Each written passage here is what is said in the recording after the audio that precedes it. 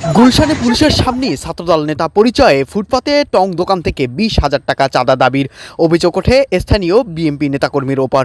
পরক্ষণে এক পর্যায়ে চাঁদা দিতে অস্বীকার করলে পুলিশের সামনে বাগবিতণ্ডায় জড়িয়ে যায় চাঁদাবাজের সাথে। গতকাল রাজধানীর ঢাকায় গুলশান এরিয়ায় চাঁদা আদায়ের অভিযোগ ওঠে স্থানীয় বিএনপি ছাত্রদল নেতাকর্মীর বিরুদ্ধে। ভাইরালকৃত ভিডিওতে দেখা যায় স্থানীয় নেতা পরিচয়ে পুলিশের সামনেই চাঁদা দাবি করে 20,000 টাকা। পরক্ষণে চাঁদা দিতে অস্বীকার করলে এক পর্যায়ে বাগবিতণ্ডায় জড়িয়ে যায়। ভুগী ক্ষুদ্র ব্যবসায়ী জানান, দীর্ঘদিন যাবৎ তার কাছ থেকে চাঁদার টাকা দাবি করে, কিন্তু তিনি দিতে অস্বীকার জানায়। পরক্ষণে দেওয়া হয় ব্যবসা বন্ধ করে দেওয়ার হুমকি, অপরদিকে প্রাণনাশের হুমকি। গতকাল সংঘবদ্ধভাবে চাঁদার টাকা দাবি করতে তার কাছে আসে, তিনি চাঁদার টাকা দিতে অস্বীকার জানায়।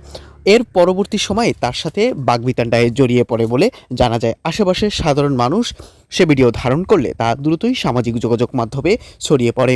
শুরু হয় নেটিজেনদের মাঝে নানা আলোচনা সমালোচনা। কেউ কেউ বলেন, শুধু ঢাকার গুলশানে নয়, বাংলাদেশের নানা প্রান্তরে এভাবে দোকান এবং বিভিন্ন মহাসড়ক থেকেও তোলা হয় চাঁদার টাকা। দিতে অস্বীকার করলে দেওয়া হয় প্রাণনাশের হুমকি। কেউ কেউ বলেন, শুধু রাজধানীর গুলশানে নয়, বাংলাদেশের অনেক জায়গায় এভাবেই প্রকাশ্যে চাওয়া হয় চাঁদার টাকা। দিতে অস্বীকার জানালে দেওয়া হয় নানা ভয়ভীতি। এছাড়াও বিভিন্ন নেতার নাম পরিচয় ব্যবহার করে চাঁদাবাজরা তুলে এই চাঁদার টাকা। এজন্য আমাদের সচেতনতা দরকার। বাংলাদেশে যদি মানুষ সচেতন হয় 24-এর মতো, তাহলে এই চাঁদাবাজ থেকে আমরা মুক্তি পেতে পারি।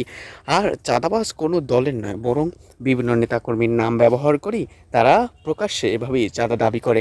সকলের সচেতনতা, যুব সমাজ বেরিয়ে আসলে কেবল এই চাঁদাবাজ থেকে আমরা মুক্তি পেতে পারি।